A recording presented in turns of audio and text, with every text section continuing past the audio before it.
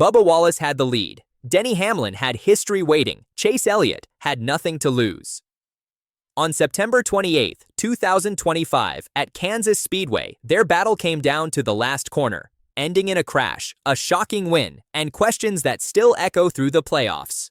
The 2025 Hollywood Casino 400 was scheduled for 267 laps, but stretched to 273 in overtime.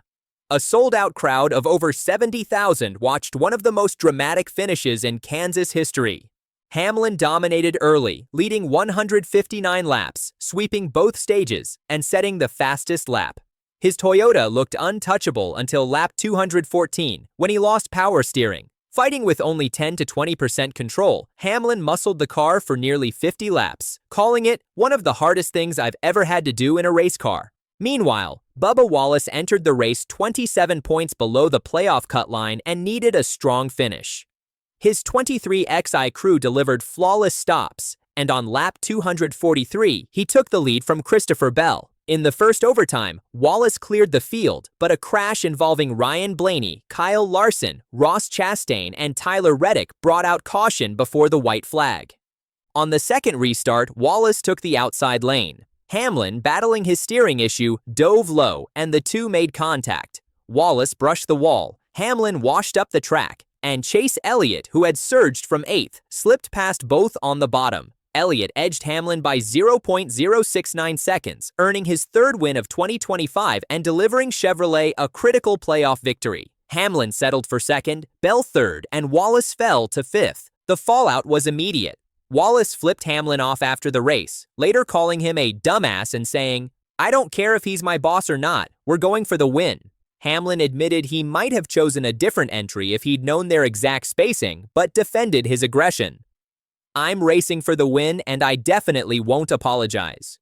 He emphasized that when he drives, he's not an owner, just a competitor. On his podcast, Hamlin added that Wallace's anger was toward Hamlin the driver, not Hamlin the owner. But Wallace admitted he couldn't even talk to Hamlin after the race. Emotions ran high, with crew members intervening in the garage.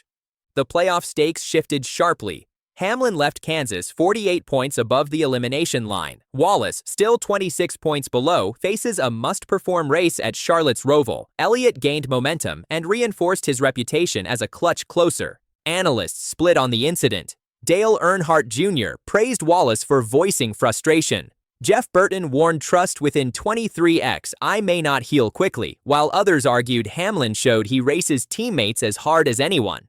NASCAR ruled no penalties, calling it hard racing. Social clips of the finish drew over 2 million views in 24 hours. Still, the lasting story wasn't Elliott's win, but the collision between a boss and his driver, costing Wallace a shot, costing Hamlin a milestone 65th win, and straining 23XI's unity. As the series heads to the Roval, Hamlin has security, Elliott momentum, and Wallace the heaviest pressure of his career. If you enjoyed this breakdown, hit like, subscribe, and turn on notifications for more NASCAR race recaps.